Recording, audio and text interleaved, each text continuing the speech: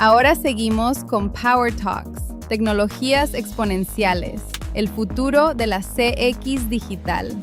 En este panel, referentes de la industria compartirán cómo las tecnologías exponenciales están transformando la experiencia del cliente. La inteligencia artificial generativa, la hiperpersonalización predictiva, el análisis de datos masivos, Big Data. La automatización avanzada y la omnicanalidad ya no son conceptos del futuro. Son herramientas que están revolucionando la forma en que las marcas se conectan con sus clientes. Exploraremos junto a líderes en tecnología y CX, estrategias innovadoras y casos reales que marcan la diferencia. Es hora de anticiparse, adaptarse y liderar el cambio. Damos la bienvenida a Jorge Figueredo, CEO y Founder Líderes Digitales. Soledad Bassano, Marketing y Commercial Manager en Teleprom. Ricardo Prieto Sosa, socio fundador Cámara Paraguaya de Blockchain. Ezequiel Gómez Ávila, gerente de tecnología Century Systems. Luis Curia, director comercial LATAM Thinkcom Inc. Buen día para todos. Bueno, un placer conversar nuevamente acerca de este mundo tecnológico. Y hoy traemos a grandes ponentes que no solamente hablan de tecnología, sino que están viviendo y haciendo cosas para que nos cuenten un poco lo que es esta experiencia de incorporar tecnología a la experiencia. Hoy por hoy se habla mucho de la tecnología como un aliado. Muchos hablan también de la tecnología que de repente hace que se complejice o sea más alejada la experiencia humana. Sin embargo, hoy vamos a comprender cómo se baja a tierra estos conceptos y bueno, para eso trajimos a personas que ya están viviendo este cambio. Y bueno, Sole, quiero empezar un poco contigo. Desde Teleprom, ustedes están viviendo también esta experiencia de cambiar el mundo del contact center, ¿no? Y ahí para mí es interesante entender un poco lo que hablábamos de los agentes virtuales y este concepto de responder a veces preguntas. Me interesa entender un poco cómo realmente está transformando el modelo de predicción en cuanto a procesos críticos, todo lo que tiene que ver con atención al cliente, ventas, y ese proceso, cómo se hace que pueda mantener esa empatía. Porque hablamos de una tecnología que atiende humanos y ahí empieza un modelo que muchas veces queremos buscar esa empatía hacia el lado del cliente, ¿verdad? Bueno, buenos días a todos, muchas gracias por la invitación. Bueno, me gustaría arrancar con una pregunta, ¿verdad? ¿Estamos viviendo una transformación tecnológica o estamos viviendo también una transformación de experiencia? La verdad es que sin duda, y eso es indiscutible, estamos viviendo una transformación tecnológica, pero yo creo que el desafío es mucho más grande, tiene que ver con las experiencias, ¿no? Nosotros ya no compramos únicamente comparando con un competidor o comparando con un precio, compramos además comparando la última experiencia que tuvimos. No sé, un ejemplo sencillo, si nosotros tomamos un Uber y nos muestran el auto en tiempo real, bueno, tal vez quiero que mi compañía de seguro me responda con la misma velocidad, ¿no? Bueno, nosotros en Teleprom trabajamos desde ese lado, ¿no? En poner la tecnología a favor de las personas y no al revés. Respecto a lo que son los agentes, bueno, hoy vemos que los agentes virtuales están respondiendo procesos completos, ¿no? O sea, en atención al cliente, en cobranzas, en ventas. Pero bueno, ¿dónde está la empatía o dónde nosotros vemos esa empatía? En la personalización, ¿no? O la palabra que quizás está bastante de moda ahora, que es la hiperpersonalización. Hoy la inteligencia artificial nos permite enviar mensajes masivos, pero personalizados, con otro enfoque, con otra empatía, entendiendo el concepto y el contexto de nuestros clientes. Entonces, yo creo que ahí es donde está el gran cambio, la diferencia. Claro, esa hiperpersonalización entonces es lo que hace que se sienta más humano a esa IA que de repente nos estaba hablando, ¿verdad? Me encanta tu remera, me gustó. Mitad Argentina, mitad Paraguay, vamos a nuestros países. Gracias, un fuerte aplauso para la remera. Gracias, Sole. Ricardo, estamos hablando con Sole entonces de un mundo de experiencia en procesos de atención al cliente, de ventas, y en esos procesos se empieza a trabajar con mucha información confidencial. empezamos a hablar de que se comparten datos, hay inteligencias artificiales que te piden la cédula, que te piden varias, yo te diría datos demasiado personales a veces. Y hay una pregunta, bueno, ¿y qué hacen ahí con esa información? ¿Cómo se resguardan mis datos? Ahora salió este año la ley de datos personales que se pone en vigencia el 2027. Y desde tu punto de vista, en todo este mundo de IA, Big Data, ¿cuál es ese rol del blockchain en cuanto a esa seguridad, a esa inmutabilidad? ¿Cómo podemos cuidar esa información que no sea no solamente visualizada, sino que no sea corrupta en cuanto al uso de esa información? Bueno, bienvenido a todos, gracias Jorge, gracias a la organización. Bien, desde la Cámara Paraguaya Blockchain nosotros estamos tocando una tecnología que es transversal, es muy importante destacar eso, y esta tecnología es una capa de seguridad en líneas generales para todo tipo de transacciones que se puedan realizar. Y esas transacciones, algunas son públicas y otras son privadas, entonces todo eso se tiene que cuidar en esta tecnología. La tecnología blockchain, en principio, es una tecnología que la conocemos por el tema del mundo cripto, por las criptomonedas, pero en realidad la tecnología es la base y las criptomonedas es solamente una vertical. Y acá entramos con todo lo otro que es el tema de créditos y consumos y todo lo que pasa a nivel de negocios, y eso va a pasar al tercer nivel, a lo que nosotros le conocemos como la web 3. Tenemos la web 1, donde leíamos información, tenemos la web 2, donde creábamos información, y ahora estamos en la web 3, donde creamos valor y transferimos valor. Desde ese punto de vista, todo el tema de valor implica seguridad. Y aquí estamos hablando de algo interesante, por ejemplo, el hecho de que las redes blockchain públicas abiertas que conocemos, esas son transparentes. Y acá hay una cuestión importante. La transparencia no quiere decir que tengamos que violar la privacidad de ciertos procesos y de ciertos datos de las personas. Entonces, esas redes blockchain que existen a nivel mundial no sirven para los procesos donde se necesita privacidad, que es lo que estás preguntando.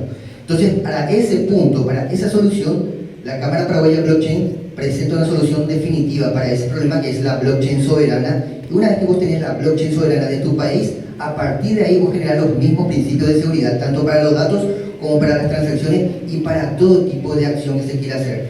Lo más importante aquí es que Paraguay es el único país del mundo que puede generar tokenización de cualquier tipo de activos, y en este caso va a afectar y va a cambiar, más que afectar, va a cambiar todo el modelo de crédito y consumo que hoy día estamos manejando.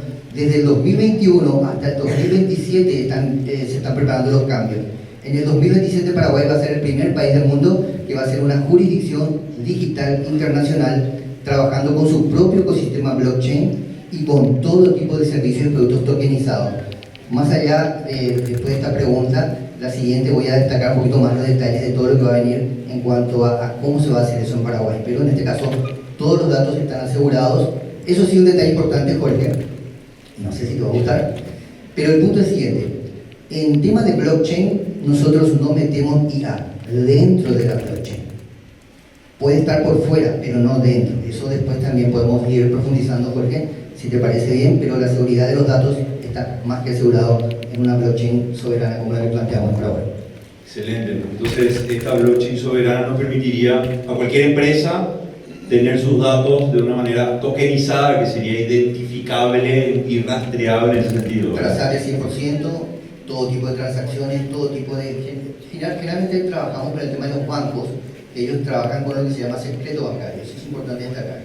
Y en una blockchain soberana está protegido eso, todo tipo de transacciones, nadie puede ver. Fíjense bien, si yo tengo una billetera en una blockchain pública abierta, prácticamente tengo la posibilidad de ver qué tenés en la billetera. Puede ser que no sepa de quién sea esa billetera, pero sí puedo ver qué tenés adentro. Eso no se puede hacer en una billetera bancaria, y eso se tiene que proteger también. Bueno, excelente, gracias Ricardo. Bueno, bienvenido a Ezequiel. Estamos hablando de hiperpersonalización, estamos hablando de empatía, hablamos de datos, resguardo de información, seguridad, y desde el punto de vista de Century se habla mucho también de que esto está llegando a los sistemas empresariales, ¿verdad? Y para mí personalmente hace más de 20, 30 años hay empresas que están acumulando datos y se habla de que esto siempre nos dijeron guarden esta información porque va a ser una mina de oro.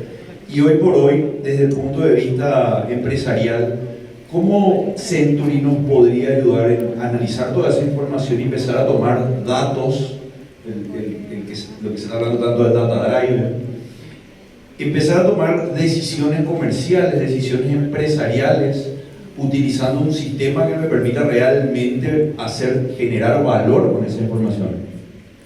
Muchas gracias, Jorge. Muy buenos días a todos. Y la verdad que este tema está lleno de clichés. Venimos hablando de este mismo tema hace muchísimos años. Sin embargo, creo que llegó el momento en que verdaderamente debemos sacar provecho a esto, ¿sí? Y ahora creo que el cliché que debemos sacar es el tema de los datos. La información sabemos que está, existe la información. Lo que hoy hace la diferencia entre una empresa y otra es la velocidad con la que se accede a esa información. ¿Qué significa esto? Que si un gerente está analizando los datos de cierre del mes pasado en la quincena del mes siguiente, eso no es gerenciar ya hoy en día, eso es una autopsia, es analizar de qué murió el paciente dentro del Postmortem. Claro, no nos sirve de mucho eso. ¿Por qué? Porque el daño ya está hecho. Tal vez si se trataba de una decisión estratégica que yo debía haber tomado hace 15 días, pero me estoy enterando recién hoy. Entonces ahí es donde genera esta diferencia de valor hoy entre las empresas, porque cuando un segmento de clientes, por ejemplo, hablando de consumo masivo y crédito, cuando un segmento de clientes comienza a retrasar su pago, cuando comienza a devolver productos, eso no es un comportamiento menor cuando se trata o de un cliente corporativo, que es lo mismo que un segmento de clientes, porque estamos hablando de números bastante considerables para la empresa y esto afecta directamente a la liquidez de la empresa. Entonces uno como gerente debe tomar una decisión de ajustar la política, de cambiar la estrategia, y esto debe hacerse a tiempo. De lo contrario estamos reaccionando en un momento muy, digamos, tardío. ¿Qué es lo que hace un ERP en este sentido? Hoy lo que hace el ERP es integrar toda esta información. No es lo mismo tener esta información en islas de sistemas, que si bien hoy se habla muchísimo de dejar de integrar todo y comenzar a instalar APIs, como bien estuvimos escuchando en la disertación previa a nosotros, es una buena práctica consolidar la información, integrar la información para que, valga la redundancia, esta sea íntegra. De lo contrario, corremos el riesgo de redundancia de datos, corremos el riesgo de que hayan datos dispares y debemos tomar una decisión de cuál es el dato correcto. Entonces ahí es donde un ERP marca la diferencia, en consolidar estos datos, en validar que la información sea certera y que estoy tomando la decisión sobre una información fidedigna. Estamos en esta era de inteligencia artificial que no solamente leemos datos para reaccionar a un cliente, sino que el cliente mismo está generando datos que nos sirven a nosotros de inputs. Esas respuestas del cliente son inputs de datos que generan mucha redundancia de información. Entonces, ¿cómo analizamos todos esos datos sin caer en una locura, en una alucinación, como bien se habla hoy de la IA? Ese es el punto principal. Nosotros ya no estamos en una etapa de análisis de datos, estamos construyendo autopistas de datos y se hace prácticamente imposible leer esos datos en tiempo real. Entonces ahí es donde entran estas tecnologías de poder consolidar toda esta información en un módulo de BI, poder leer estos datos consolidados y tomar la decisión basado en la información en tiempo real y que sea fidedigna. Entonces, para este modelo BI, Business Intelligence, inteligencia de negocios, es demasiado importante el ordenamiento de esa información, ¿verdad? Lo importante es que los datos estén correctos. Si los datos están mal, si entra basura al sistema, lastimosamente va a salir basura también. Me encanta. Bueno, ahora tenemos varias piezas de rompecabezas, Luis. Ustedes desde Cincha ya están trabajando hace mucho tiempo en Paraguay con un montón de empresas y toca un poco bajar a tierra también estos conceptos de hiperpersonalización, seguridad, ordenamiento de datos, y recién ese nos suma un punto más, que es la cantidad de información que el cliente nos genera para poder entender un poco. Y desde Cincha se incorpora este modelo de omnicanalidad, donde vos tenés información no solamente del cliente en cuanto a WhatsApp, tenés Instagram, tenés Facebook, tenés redes sociales, y ahí entra un poco lo que decía también Sole, del tema de la empatía. ¿Cómo desde Cincha están manejando este concepto de automatización, este concepto de respuesta, este concepto de atención, manteniendo esa experiencia humana? Entonces, tratar de unir un poco la seguridad, la empatía, ¿cómo desde Cincha lo están haciendo?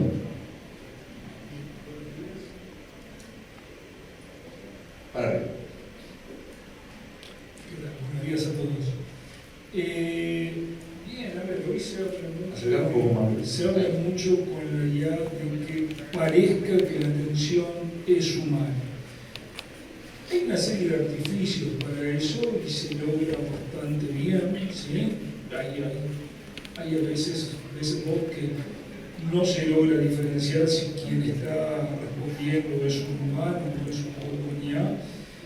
Y se utilizan algunas prácticas como por ejemplo que un mensaje largo sea segmentado en varias partes para simular el comportamiento humano y se va enviando el mensaje por partes, que cuando está respondiendo el bot aparezcan los puntitos como que la persona está escribiendo, pero finalmente todo eso es cosmético, ¿sí? Acá lo importante es tener todos los datos para que el bot pueda responder correctamente, tener toda la información necesaria, tener la accesibilidad a esa información, que los datos estén estructurados, que los procesos estén bien definidos, porque finalmente el modelo que se construye de atención en la IA es lo que primeramente va a hacer que el bot sea efectivo, ¿sí? Entonces tenemos que tener accesibilidad vía API a LRP, ¿sí? Porque uno tiene que estar consultando el stock, si vende algún producto, consultando si hay existencia de stock, consultando la lista de precios asociada al cliente. No es verdad que con 4 o 5 PDFs y un Word se alimenta el bot, o que leyendo la web se alimenta el bot. Hay mucho más que eso para que sea realmente efectivo. Y luego está esta parte cosmética. Y lo que sí hay que entender es que la IA no reemplaza a ningún humano. Entonces hay que poder identificar y balancear correctamente dónde se realiza ese corte de que atienda la IA y luego pase a un agente humano, ¿sí? Porque la IA sirve para ciertas cosas, sirve para una detección temprana de oportunidades, sirve para una precalificación del lead, sirve para responder preguntas frecuentes, pero luego hay que terminar derivando a un agente humano, por ejemplo, en el momento de aprobación de crédito. En salud se puede utilizar para agendamiento de turnos, pero no para cualquier especialidad. Hay algunas que requieren esa sensibilidad, esa calidez humana por el tipo de especialidad que es de la que se está hablando.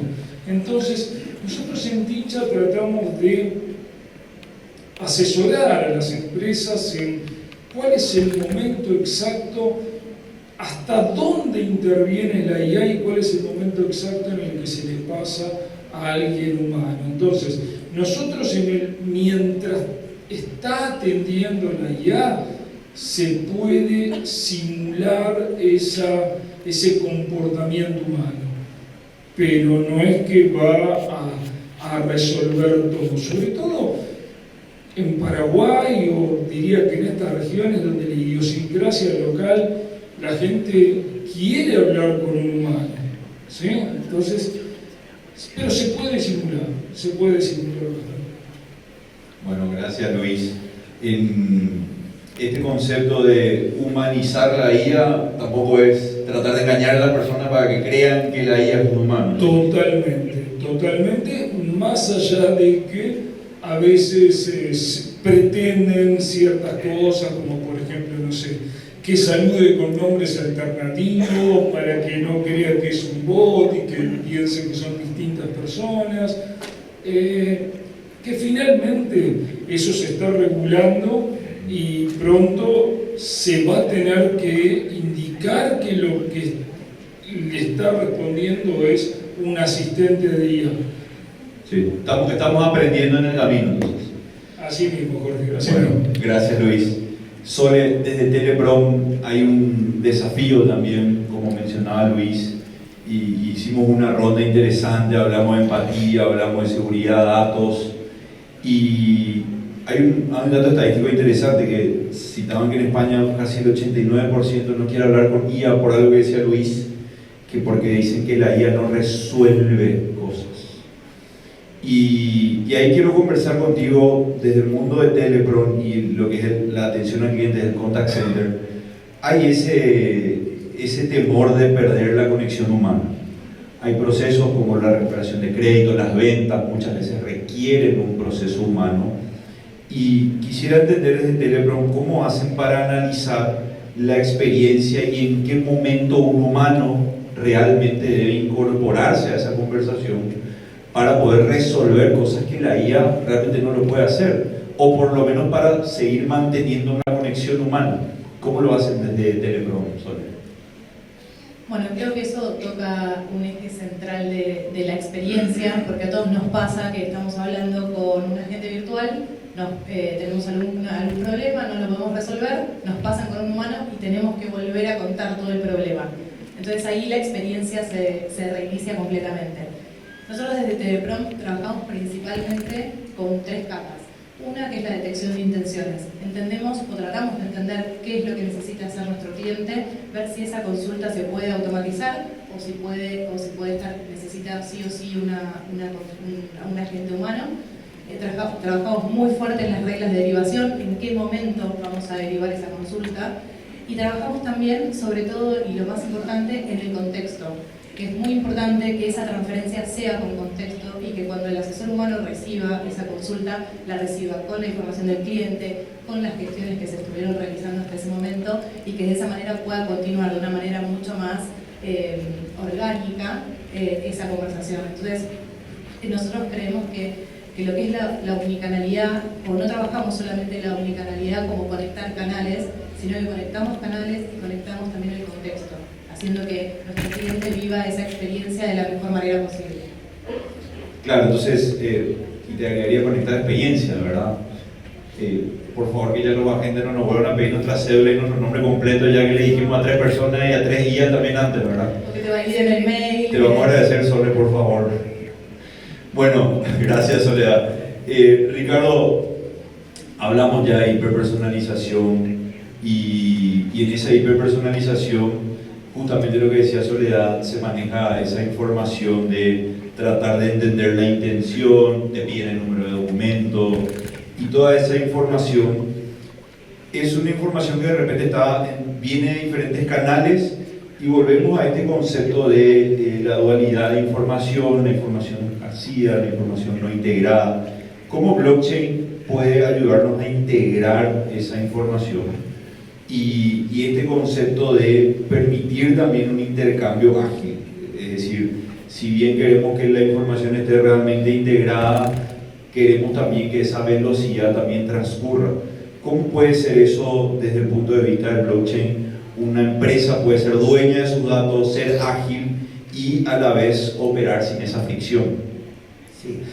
Excelente pregunta, esa es la pregunta que más se hace con respecto al tema de cómo se va a manejar la información dentro de la cadena de blockchain. En este caso, la solución que se plantea es una solución que evoluciona la identificación electrónica de la cual habla la ley 6822. Dice identificación electrónica que hoy día la tenemos como una aplicación en el celular. Eso tiene que evolucionar a lo que se conoce como una identidad digital autosoberana, que es prácticamente un cambio radical en el modelo. Es decir, la aplicación que tenemos en el celular es violable. Pero cuando vos trabajas con una wallet encriptada, ahí ya no se puede violar. Entonces, cuando hablamos de wallet, hablamos de una aplicación con alto nivel de seguridad criptográfica y adentro, esta wallet, en este caso la que propone la Cámara Paraguaya Blockchain, es una wallet que va a tener una persona de los 18 años como parte de su identidad digital, y en esa wallet va a poder guardar todas las compras de activos digitales que haga, va a poder recibir notificaciones y va a poder tener su identidad digital autosoberana, que sí o sí tiene que ser dado inicialmente por el gobierno a través de identificaciones, pero esa primera entrada de datos ahí es prácticamente ya encriptado, no se puede cambiar, ni yo lo puedo cambiar, ni nadie lo puede cambiar.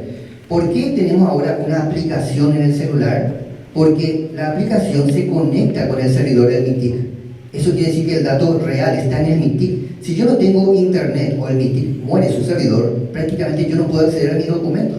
Entonces, evitando eso, cuando tengamos una wallet soberana, en este caso una wallet con identidad digital soberana, tenemos la posibilidad de que una sola vez hacemos el llamado, baja los datos, se encripta eso, y a partir de ahí yo dependo exclusivamente de la batería de mi celular para poder entregar la información de que existo. Esa es un poquito la diferencia, y ahí tenemos la seguridad absoluta de que el dato se va a dar según nos vayan pidiendo. Porque, por ejemplo, si yo estoy haciendo un préstamo o estoy comprando algo, cuando me piden los datos que se me soliciten serán entregados. No todos los datos. Vamos a poner si precisan saber si yo tengo mayoría de edad, no necesito darle todos mis datos. El dato que se le va a entregar, que está confirmado, es la mayoría de edad con respecto a mí. Entonces, ese es un poquito el escenario que se maneja, Jorge. Entonces estamos hablando de una red que nos permita resguardar nuestra identidad de manera íntegra y que solamente la información necesaria sea la que la empresa consuma cuando lo necesite. Definitivamente, ese es el formato de Hormos. Excelente. Bueno, acá Ezequiel entra un desafío interesante. Estamos hablando, Luis lanza la pelota acerca de que no se rompa esa experiencia humana, de que cuando entra el humano, cuando entran las personas, y en este mundo y como estamos hablando mucho de crédito, estamos hablando mucho de consumo, en este mundo de tanta información, podemos estar brindándole la experiencia al cliente, podemos estar brindando innovación, y cuando se habla de experiencia al cliente, muchos también dicen que queremos que el chatbot sea como una persona, y a veces quieren que sea más lindo, y a veces cae porque el sistema que está detrás no tiene la capacidad de brindar la información necesaria, o brinda una información errónea, o los datos no están integrados. En cuanto a ese desafío, ¿cómo afecta hoy en la operación interna esa automatización y cómo se puede lograr esa experiencia final y esa satisfacción que al final el cliente espera, ¿verdad? Gracias, Jorge. Creo que hay una fantasía. Entonces, disculpame hablar un poco de mí. Creo que soy el más técnico dentro del panel. Veo muchos comerciales, pero yo soy un gerente de tecnología y vivo la experiencia real detrás de las implementaciones, ¿sí? Y no digo que sea una fantasía lo que se esté hablando, sino la fantasía es la siguiente: intentar solucionar el problema del negocio instalando un front-end, es decir, un programa de atención al cliente que sea lindo, que sea atractivo, que sea multicolores. Sin embargo, la calidad de atención que va a tener esto por supuesto no es malo, es bueno, si es que la atención de fondo en el back office hay información coherente. Quisiera interactuar con el público, si me permites, ¿no? Quisiera hacer una pregunta. Ya entre el público hay gente que trabaja ya con IA. Un chatbot, por lo menos, para si levantan la mano. La mayoría, sí, la mayoría estamos trabajando, seguro, por supuesto. Ya estamos trabajando con un chatbot para generar un documento, ¿sí? No voy a dar marcas, no voy a promocionar nada, simplemente digo, la calidad de lo que el agente de IA te produce, finalmente, ¿de qué depende? Depende de la calidad del prompt que introducimos, ¿no es cierto?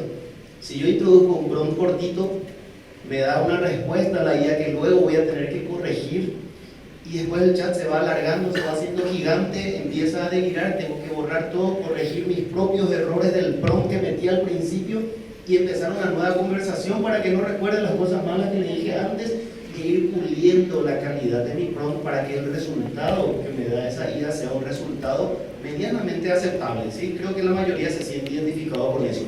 Es exactamente lo mismo cuando vamos a configurar un chatbot o un panel de atención a un cliente final. Si la calidad de los datos que están detrás no están pulidos lo suficientemente como para que el cliente, cuando entra a consultar el estado de su crédito o el estado del producto que acaba de comprar en una tienda online, y el agente que le atiende no tiene acceso a esa información de manera inmediata, la experiencia del cliente se cae inmediatamente. Lo que estabas diciendo, tengo que decirle 3 veces mi número de cédula a 2 personas anteriores y a la tercera, el ánimo del cliente ya está un poco alterado, ya está irritable en ese momento. Entonces, para poder evitar eso es que nosotros hablamos siempre de la calidad de la información que está detrás, ¿sí? Para eso necesitamos consolidar esa información, por supuesto, y cuando integramos toda esa información, la visión 360 grados del cliente, qué compró, cuándo pagó, en qué momento se hizo la logística, si ya salió el camión para la entrega. Estoy hablando de un caso hipotético, pero ese tipo de datos son datos que están aislados muchas veces para un agente humano, pero para una IA recopilar esa información siempre y cuando esté disponible es cuestión de segundos. Y por supuesto él atiende, como estaba diciendo aquí mi compañero, el que atiende al cliente finalmente puede leer toda esa información en cuestión de segundos y saber quién es el cliente que está hablando, quién es el cliente que está preguntando y darle una atención preferencial para que la experiencia sea verdaderamente alucinante para el cliente. O sea, tener los datos correctos en el momento correcto. Ese es el punto principal de la cuestión. Tengo que ser claro, ningún chatbot más moderno puede hacer milagros. Necesita información fidedigna para poder trabajar y dar una respuesta que medianamente resuelva la pregunta del cliente. Bien, gracias Ezequiel. Bueno Luis, Ezequiel preguntó quiénes usan IA. Vimos varias manos arriba, pero también hay varias manos abajo. Para esas empresas que hoy están dudando, están pensando hoy la IA es muy... Acá hay dos mundos, ¿verdad? ChatGPT es gratis y después está el otro que la IA es muy costosa. Están los dos mundos y la gente quiere saber y entender de casos reales. Y ahí me encanta porque, Tincha, como hablamos, yo te conozco ya hace años y ustedes vienen revolucionando y liderando mucho este cambio también. Quiero saber un poco qué le podemos decir a esas empresas, a estos líderes que quieren saber cuál es ese primer paso y también conocer una experiencia, un caso real o un aprendizaje del lado de Tincha que nos diga, ok, esto ya es el futuro y ya está acá. Bien, a ver, el primer paso para implementar una solución de IA, un bot de IA, y en sintonía con lo que planteaba recién Ezequiel, es tener datos correctos, datos estructurados, los procesos bien definidos.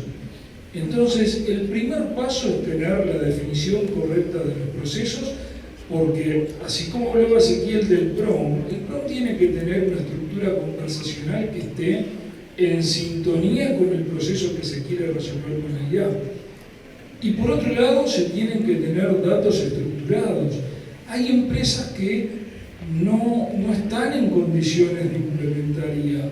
Solo como ejemplo, una empresa que vende, no sé, electrodomésticos. Si alguien consulta por un aire acondicionado y tiene productos cargados como AA, productos cargados como aire acondicionado, productos como 18.000 BTU, el bot no va a encontrar la totalidad de la existencia de productos que se tienen.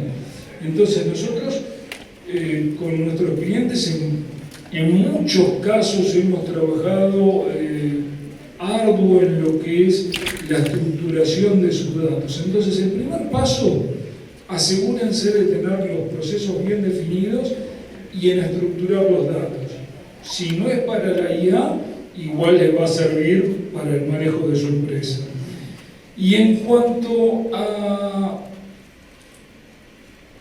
un indicador de que esto ya es hoy, no es el futuro, bueno, vamos a los números fríos, así como vos decís, Jorge, nosotros en Paraguay, creo sin pecar de soberbia, hoy Tincha ves en lo que es plataforma de contact center la solución natural en el mercado local, por lo menos.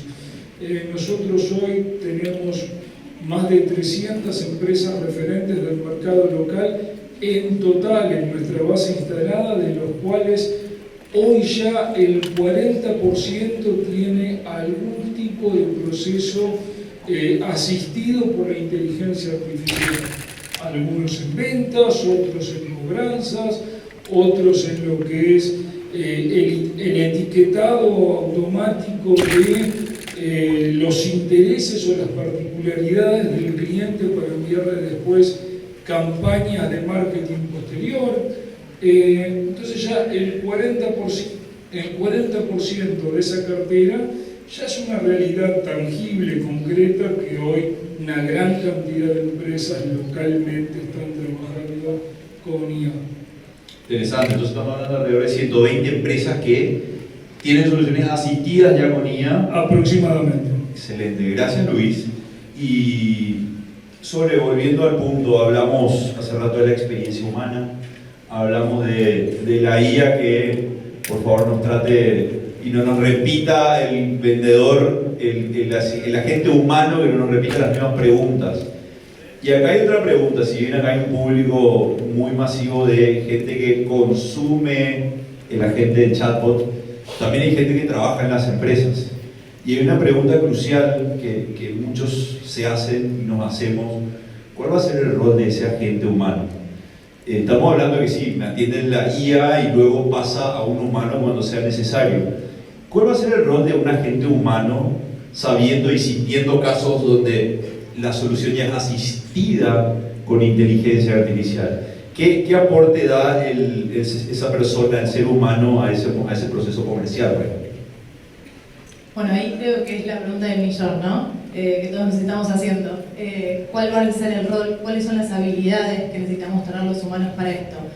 Hoy ya sabemos que probablemente eso pase, pero los humanos tenemos que empezar a tener habilidades técnicas, habilidades más blandas, empatía, trabajar en el criterio, un poco lo que decía antes, ¿no? Bueno, entender todo el contexto y poder dar una ayuda, porque probablemente cuando llegue a nosotros ese caso, ya va a haber tenido un recorrido con un agente virtual y la persona probablemente ya esté un poco más enojada. Entonces nosotros, como humanos, vamos a tener que tener esa habilidad como para tranquilizarlo, para empatizar con el problema. Y también hay algo que es cierto, ¿no? Probablemente nos van a llegar problemas más grandes, ¿no? O sea, todo lo más operativo, lo sencillo, probablemente ya lo resuelva un agente virtual. Entonces, esas habilidades que nosotros tenemos que tener también están paradas en conocer mucho más el producto que nosotros vendemos, en la solución que damos, para poder responder esas consultas, ¿no? Entonces hay que trabajar mucho en el lado humano de los seres humanos. Exacto. Interesante. Bueno, gracias Sole. Y Telepron está haciendo ese trabajo con su gente, entonces, ¿no? Sí. Bueno, nosotros nos basamos en personas. Como decía antes, nosotros, o nuestro objetivo es poner, o nuestra visión es poner la tecnología a favor de las personas y no al revés.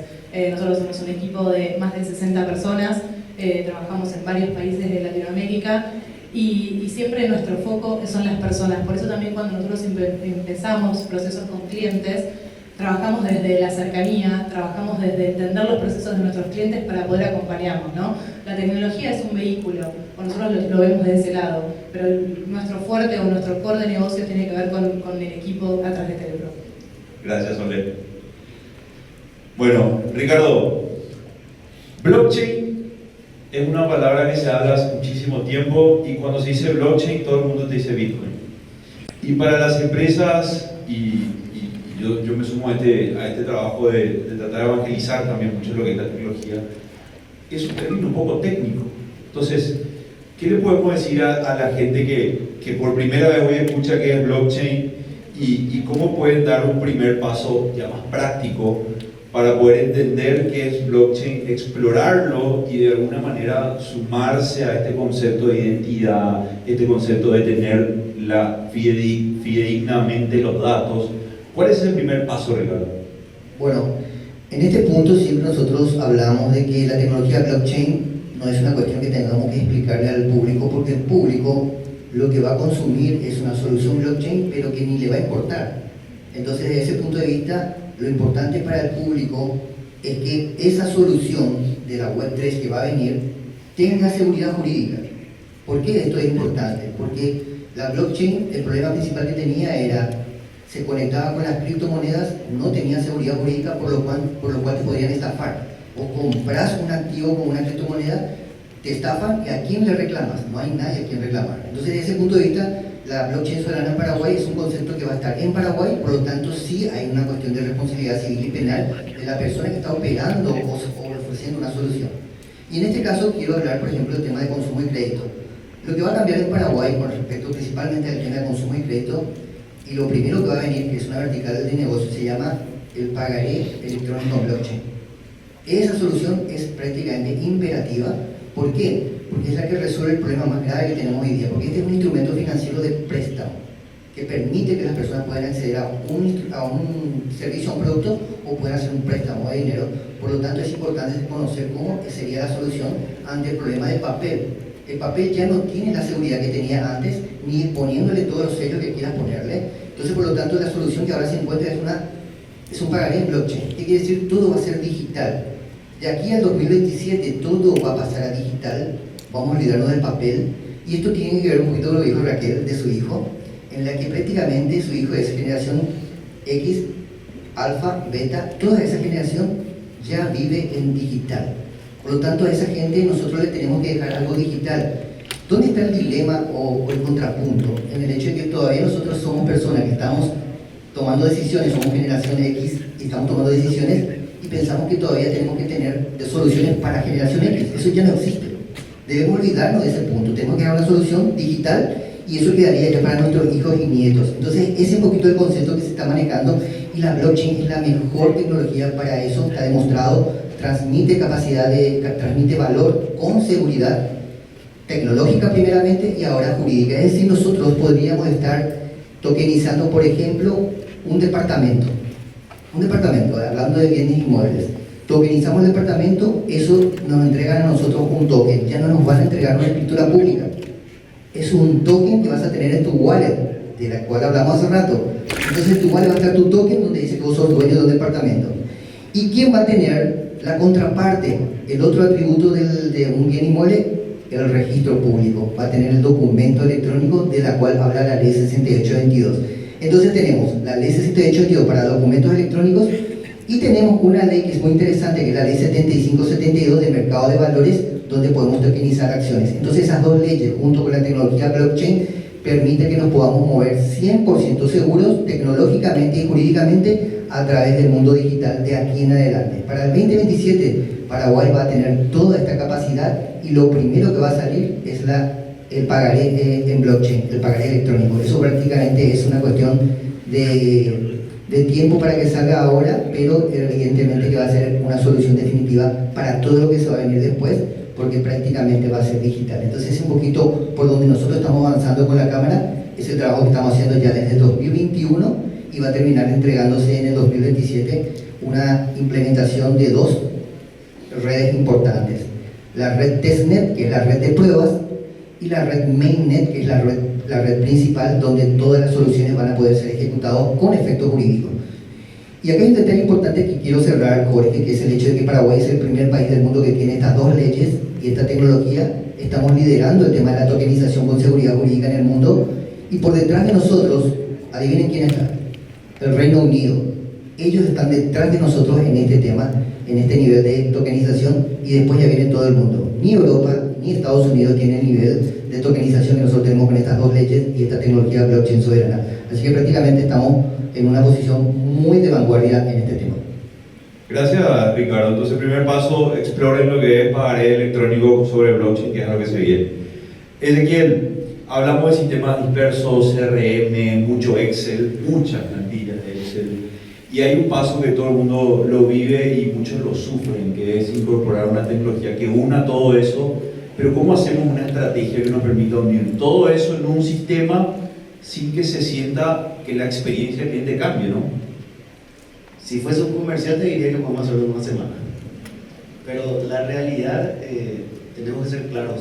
Si comparamos esto, hagamos una analogía. Si nuestra empresa es un vehículo que va a 120 por hora en una autopista, ¿cómo le cambiamos el motor? No se puede cambiar el motor sin sentir como un tirón en el freno de mano que ralentiza muchos procesos. Entonces, esto duele y tenemos que ser sinceros, va a doler un poquito. No hay una receta milagrosa para decir, no, esto es en cuestión de días, te instalamos esto aquí, recortamos esto aquí y ya está funcionando. La realidad es un poquito más cruda que eso. Sin embargo, existen formas de optimizar estos procesos. Por ejemplo, podemos recurrir a leyes matemáticas, la ley de Pareto, por ejemplo, un 80-20. Si nosotros hablamos de que el 80% de la experiencia del cliente está, digamos, regida por el 20% de los procesos de fondo. Entonces atacamos ese 20% primero para tratar de automatizar esa parte. Empezamos a meter esos procesos de la empresa dentro del ERP, ese 20% que genera el 80% del impacto de la atención al cliente, y seguimos en esa regla, ¿sí? Luego vamos por los procesos menos críticos hasta finalmente acapararlo todo. Si bien existen excepciones, nosotros en la empresa Century llegamos a realizar salidas en productivo de todos los departamentos de una empresa en el mismo día. Y fue un éxito, ¿sí? Para nosotros fue un caso de éxito. Sin embargo, tampoco podemos decir que esa es la realidad en todos los casos. Esa es una excepción a la regla. Normalmente la regla es que empresas del nivel de nuestra audiencia de hoy requieren de un ataque un poco más estratégico para no generar un impacto negativo en la experiencia del cliente, principalmente, que es lo que alimenta a la empresa. Entonces, en ese sentido es acomodar los procesos, ordenarlos y comenzar a migrarlos de una forma estratégica. Lo segundo, esa es la primera regla. La segunda regla es poder migrar los datos históricos, es algo que siempre nos piden. Pero siguiendo con la misma línea que venimos hablando, si en los datos históricos hay mucha basura, estaríamos migrando basura. Es una utopía eso de traer los datos históricos.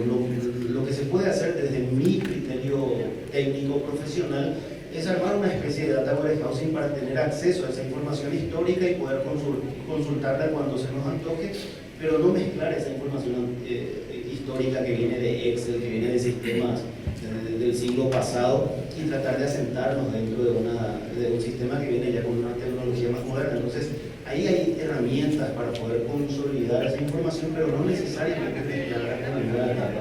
Y por último, creo que lo más importante es asumir que el cambio es un desafío cultural más que un desafío tecnológico. Muchas de las empresas fracasan en su intención de cambio del sistema porque culturalmente están en el siglo pasado. Entonces hay que cambiar la cultura y entender en qué momento comercial estamos viviendo y ajustar los procesos. Hay muchas empresas que tienen el deseo de usar IA, pero siguen usando Excel en sus procesos diarios. Entonces es muy difícil lograr algo limpio, algo que verdaderamente impacte desde nuestra marca hacia el cliente si es que no cambiamos culturalmente nuestro sistema. Gracias a ese. Bueno, entonces, primero 20% de lo más importante, luego los datos históricos y por último la gestión de cambio. Gracias, Ezequiel. Luis, se nota una gran experiencia de dicha, así como nos comentabas, en esta gestión y liderar este cambio que estamos viviendo. Y quiero que nos traduzcas en un consejo, nos bajes de manera sencilla, en un consejo de cómo las empresas que hoy están acá también participando pueden aprovechar, anticiparse a estos cambios, vivir este cambio y sacar realmente provecho para liderar el cambio tecnológico. ¿Cuál sería tu consejo para dejarle al público? Bien, en eso voy a ser enfático con lo que dije anteriormente. Lo primero es la estructuración de los datos y la definición de los procesos. Ese es el punto de partida. Entonces, cualquiera que nos esté escuchando, que considere que quiere empezar a implementar tecnología en cualquiera de sus formas, no solamente la IA, primer paso, verifique la definición de sus procesos y cerciórense de que los datos los tengan estructurados y accesibles. Eso. Gracias, Luis. Bueno, Soledad, Ricardo, Ezequiel, Luis, les pido un fuerte aplauso para ellos. Muchas gracias por compartir su conocimiento. Muchísimas gracias para todos. Vamos a sacar una foto. Dale, muchas gracias.